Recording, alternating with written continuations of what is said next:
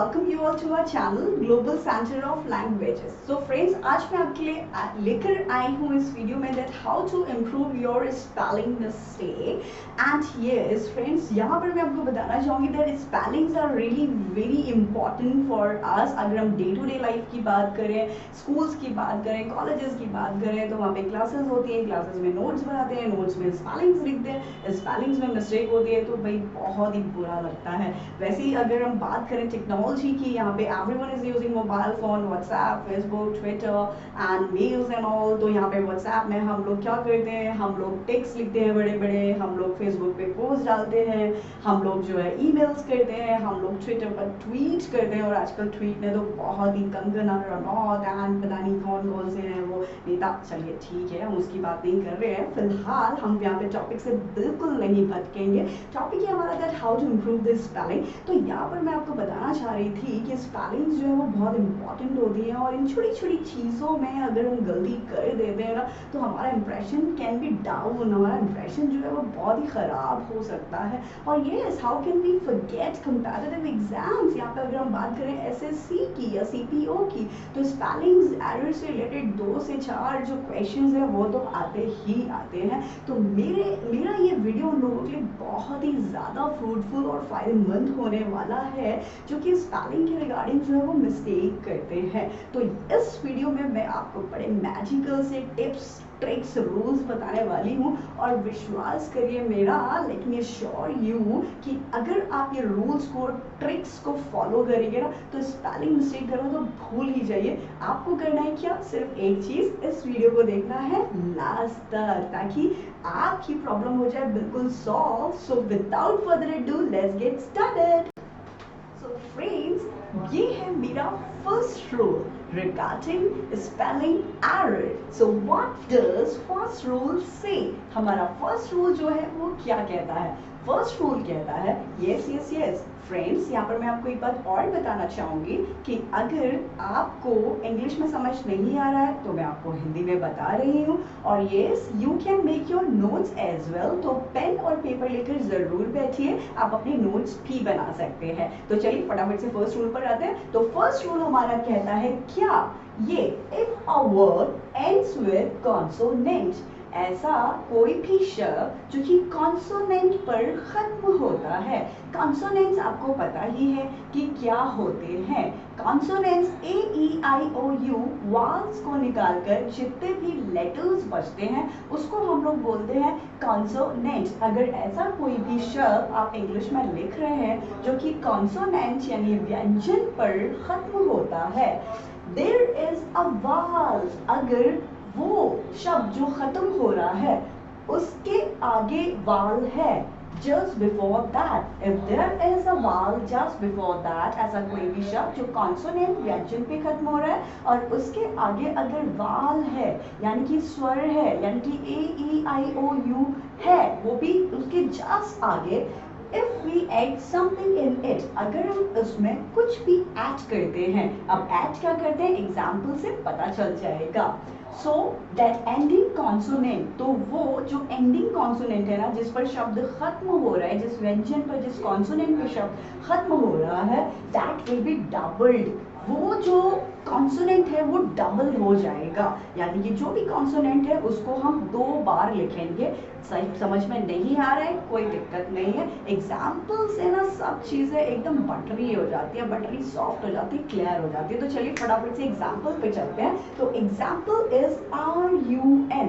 यहाँ पर आप देखेंगे मैंने लिखा है RUN, रन. इसमें आप N देखेंगे, मैंने यहाँ पर एक बहुत बड़ा सा एरो लगाया है. ये N जो है ये कॉन्सोनेंट है जो कि व्यंजन है, और उसी कॉन्सोनेंट के जस्ट आगे हमारे पास वाल आ रहा है. यू एक वाल होता है, एक स्वर होता है. और हमारी जो डेफिनेशन है या ये जो भी मैं आपको रूल बता रही हूँ, रूल के अकॉर्डिंगली ये हमको बता रहा है ऐसा कोई भी शब्द जो कॉन्सोनेंट पे खत्म हो रहा है और उसके जस्ट आगे अगर कोई स्वर है तो that consonant will be double. तो आप देखेंगे हमने इसमें ING ऐड किया, इसमें कुछ भी ऐड करने पर यानी कि ये कॉन्सोनेंट हो जाएगा डबल. तो दैट इज RUNNING. तो यहाँ पर ये कॉन्सोनेंट एंड कॉन्सोनेंट हो गया डबल. ये हो गया हमारा रूल, फर्स्ट रूल। बट एक और चीज, ऐसा नहीं है कि सिर्फ और सिर्फ ING ही लगाने पर डबल होगा। अगर आप ED लगाते हैं, इसके रिगार्डिंग मैंने दूसरा वर्ड और दिया है आपको जिससे आपके लिए और चीजें क्लियर हो जाए, तो दैट इज BEG। आप देखेंगे इसमें जो G लेटर है ये कॉन्सोनेंट है, और इसी कॉन्सोनेंट के जस्ट आगे हमारा आया है E जो कि एक वाल है। तो भाई हमारा जो रूल है वो कहता है कि वाल के बाद अगर कॉन्सोनेंट आए और वो कॉन्सोनेंट अगर एंडिंग कॉन्सोनेंट हो तो दैट वुड बी डबल। अगर हम इसमें कुछ भी ऐड कर देते हैं, हमने इसमें ED ऐड किया है, तो ये हो गया हमारा बैट।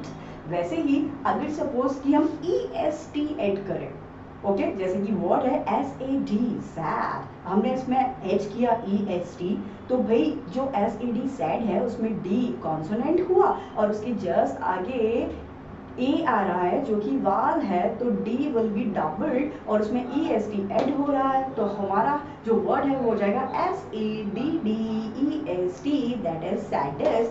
और हाँ एक वर्ड और मैंने मीन्स इनफैक्ट 2 वर्ड्स मैंने जो है वो बोर्ड पर लिखे हैं, और बच्चे बहुत मिस्टेक्स करते हैं, यकीन मानिए वो वर्ड लिखने में। मैं खुद जानती हूँ ना क्योंकि मैं पढ़ाती हूँ और बच्चों की कॉपीज जब देखती हूँ। तो ये जो वर्ड है दैट इज बिगिन, BEGIN। अगर मैं बच्चों से कहती हूँ कि बच्चों चलिए लिखिए बिगिनिंग, तो बच्चे क्या करते हैं, बच्चे लिखते हैं BEGINING। बिल्कुल भी नहीं, यहाँ पर आप देखेंगे एन कॉन्सोनेंट है, उसके जस्ट आगे आई आ रहा है, आई एक वाल है, तो अगर कॉन्सोनेंट के जस्ट आगे वाल आता है that consonant will be doubled, क्योंकि उसमें ING हम लोग ऐड कर रहे हैं। तो दैट जो स्पेलिंग है वो होगी हमारी BEGINNING।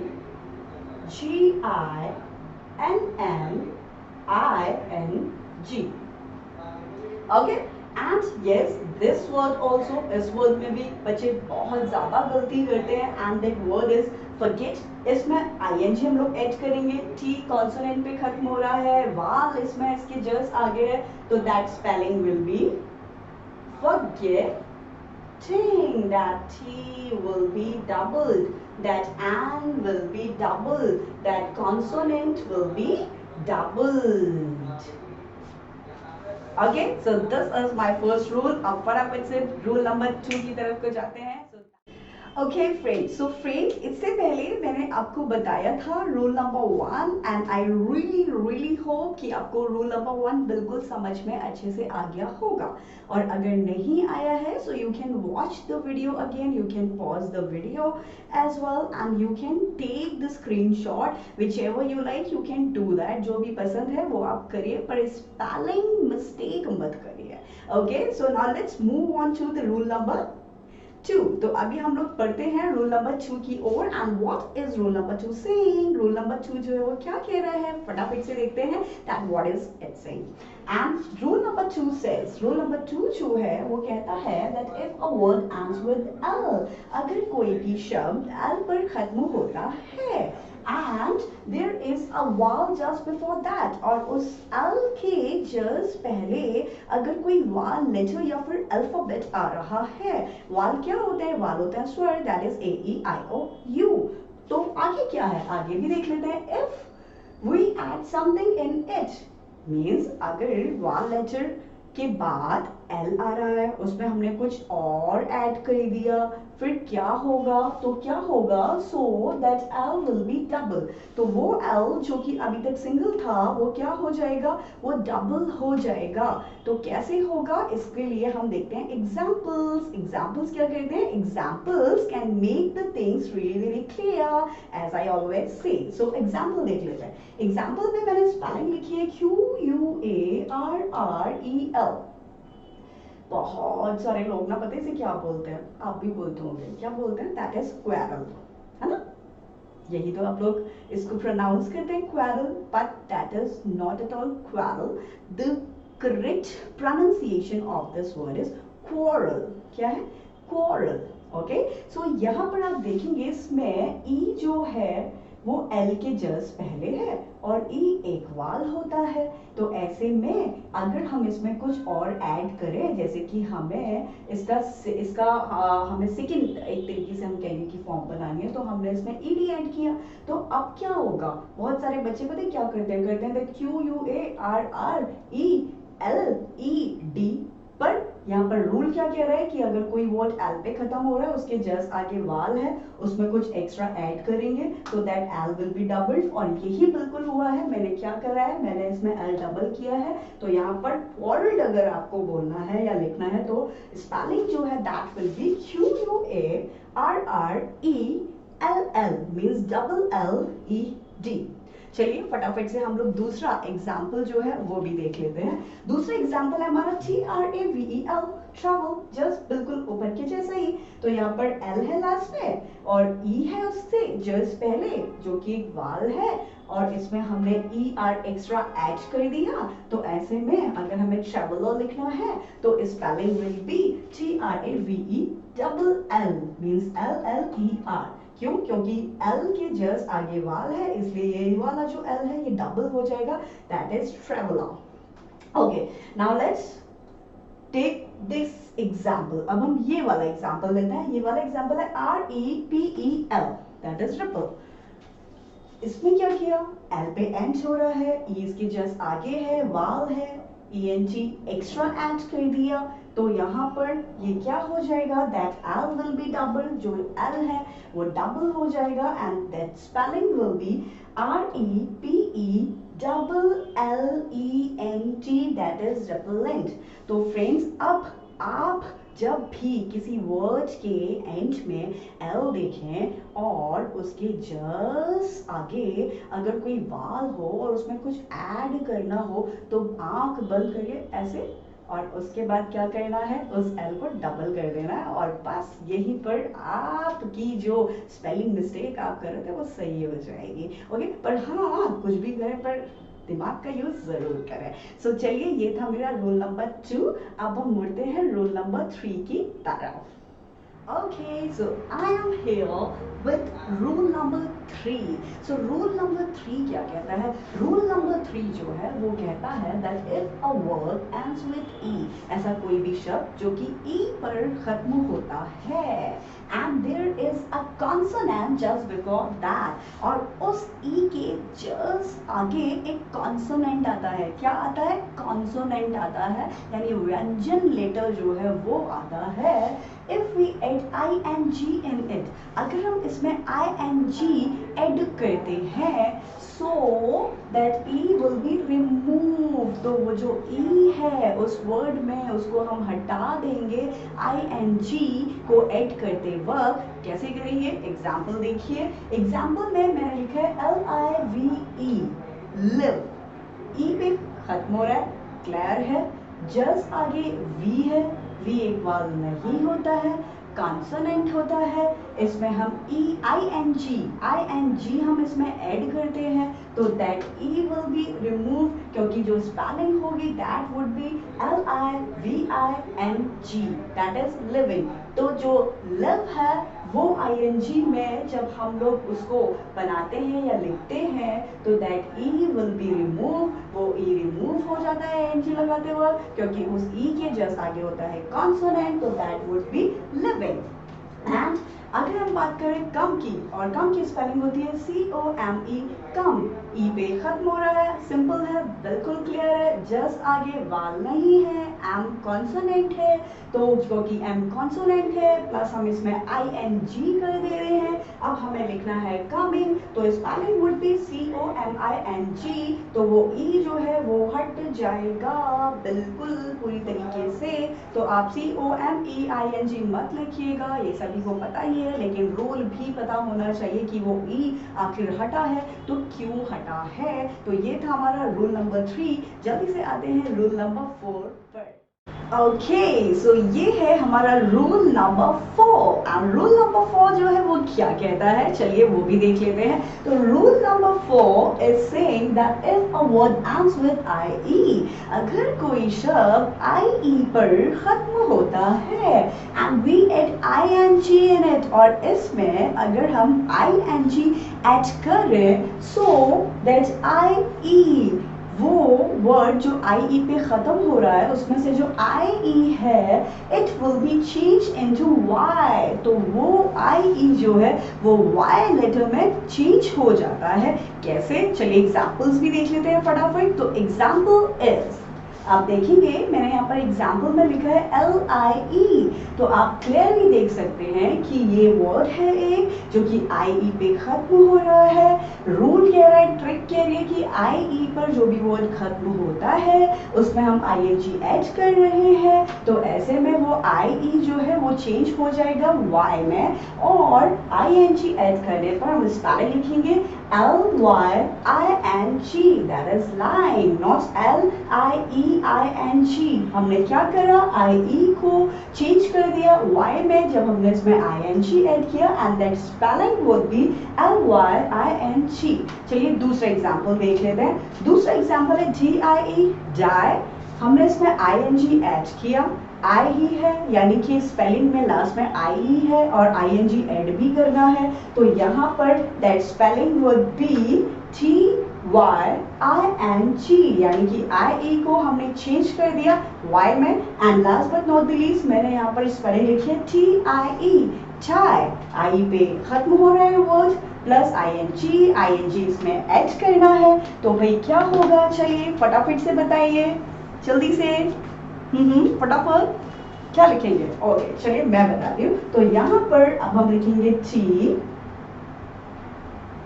IE चेंज हो जाएगा Y में, Y एंड ING तो हमें लिखना ही पड़ेगा, तो that is TYING and that spelling would be TYING, time।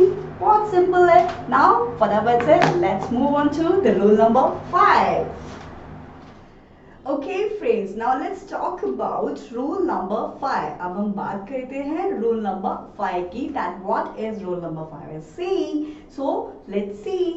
So rule number 5 is saying yes, but before telling you there I just would like to tell you, ये जो rule number 5 में मैं जो आपको rule बताने वाली हूँ, lots of students face a lots of problem। बहुत सारे students जो है इन वाले words की spelling के regarding बहुत सारी problems को face करते हैं, और ये spellings कौन कौन सी होती हैं, means या फिर ये words कौन कौन से होते हैं, जैसे कि receive, कंसीव, डिसीव, अचीव, ये जिसमें सीव इस तरीके से आते हैं, तो बच्चे क्या करते हैं, या तो डबल ई लगा देते हैं या फिर डबल आई लगा देते हैं या फिर आई, जो भी उनका मन करता है अपने मन से या जो भी उनकी समझ होती है वो लगा देते हैं। बट अगर आप रूल्स के अकॉर्डिंगली चलेंगे तो स्पेलिंग बिल्कुल भी मिस्टेक नहीं होगी, तो इसलिए हम सबसे पहले देखेंगे रूल की रूल क्या कहता है। And rule number 5 is saying that if there is a C sound, यहाँ पे हम बात कर रहे हैं सी साउंड की, मीन्स डिसीव, रिसीव, तो ये वाला साउंड जब आता है किसी वर्ड में तो क्या होता है, so we use EI with C, means कोई वर्ड जिसमें सीव ऐसा करके कुछ आ रहा है, तो हमेशा आप एक बात गांठ बांध लीजिए कि उस सी के साथ आप हमेशा क्या यूज करेंगे, you will use EI with C, आप उस सी के साथ EI का यूज करेंगे। सो फटाफट से एग्जाम्पल्स देख लेते हैं। तो एग्जाम्पल है, यहाँ पे स्पेलिंग है रिसीव की, आप देंगे इसमें सी का साउंड आ रहा है तो दैट इज REC, यहाँ पे मैंने इसको कॉमास के अंदर लिखा है क्योंकि यहाँ पर हम बात कर रहे हैं सी साउंड्स की। आप देखेंगे मैंने सी के साथ इसमें EI का यूज करा है क्योंकि रूल यही कह रहा है कि सी के साथ हमको we have to use EI, तो आप भी अब ये याद रखेंगे कि सी के साथ हमेशा वी विल यूज EI। तो रिसीव की spelling RECEIVE, that is receive. जैसे रिसीव होता है वैसे ही रिसीट भी होता है, तो उसमें भी सी के बाद हम लिखेंगे EI, ठीक है। तो ये हो गया हमारा रिसीव, रिसीट, वैसे ही डिसीव, तो आप इसमें देखेंगे DECEIVE, सी का साउंड और सी के साथ EI लगता है, तो that is deceive. Now next is CON, यहाँ पर भी सी का साउंड, तो सी के बाद हमेशा आता है EI, दैट इज VE, तो दैट इज कंसीव। तो ये हो गए हमारे वो वाले वर्ड्स जिसमें सीव करके आता है, तो सी के साथ हम लोग जो है वो क्या लगाएंगे, EI लगाएंगे। अब आपकी स्पेलिंग जो है वो मिस्टेक नहीं होनी चाहिए, okay. Okay, now let's move on to this rule. This is the part of this rule only. ये इसका बिल्कुल vice versa type kind of जैसा आप लगा सकते हैं, ये बिल्कुल इसी का ही पार्ट है, तो घबराने की जरूरत नहीं है। यहाँ पे मैंने ये एंड लिखा है, एंड मीन्स और। तो यहाँ पर इफ देयर इज नो का मतलब नो, यहाँ पर नहीं से है। If there is no C, so we use IE। अगर सी होगा, सी साउंड होगा, तो हम लोग यूज करते हैं EI, और अगर सी नहीं है, सी साउंड नहीं है, ठीक है, तो हम लोग क्या यूज करेंगे, हम लोग यूज करेंगे उस स्पेलिंग को कंप्लीट करने के लिए IE। Let's take the example देख लेते हैं फटाफट से। एंड यहाँ पर जो वर्ड है दैट वर्ड इज अचीव। यहाँ पर आप देखेंगे सी है तो सही, पर IE से जस्ट आगे सी साउंड नहीं है, IE से जस्ट आगे H साउंड है। यहाँ पर बात अचीव की हो रही है, यहाँ पे चीव आ रहा है, सीव नहीं आ रहा है, ओके। सो यहाँ पे H है, तो H की C नहीं है, तो इसलिए हम लोग क्या यूज करेंगे, हम लोग IE यूज करेंगे, तो दैट इज ACHIEVE, अचीव। वैसे ही हम दूसरा एग्जांपल लेते हैं, दैट इज DEL है, यहाँ पर C नहीं है, लीव आ रहा है, सीव नहीं आ रहा है, तो इसीलिए हम लोग EI का यूज नहीं करेंगे, हम लोग किसका यूज करेंगे, IE का यूज करेंगे, दैट इज बिलीव, BELIEVE। वैसे ही और भी होता है ना, क्या होता है फील्ड। यहाँ पर आप देखिए FIELD, यहाँ पर आप IE जो लगा रहे हैं उसके जस्ट आगे F आ रहा है, सी तो आ ही नहीं रहा है, तो दैट इज फील्ड। ऐसे ही बहुत सारे वर्ड्स होते हैं, अगर आप चेक करेंगे तो आपको खुद मिल जाएंगे। तो वीडियो हो गया है बहुत लंबा, हम वीडियो को नहीं करते और लंबा। रूल्स मुझे बता रहे थे 5, जो कि मैंने बता दिए हैं, और I really hope that you understood this video lesson. आपको जितने भी रूल्स बताए गए हैं, आपको ये सब समझ आ गए हो, नहीं आया है तो मैंने ऑप्शंस भी दिए हैं कि स्क्रीनशॉट लीजिए, नोट्स बनाइए और वीडियो को पॉज करके देखिए और डाउनलोड कर लीजिए, और जो करना है आप करिए। फिलहाल मेरा ये जो वीडियो था, ये था यहाँ तक के लिए।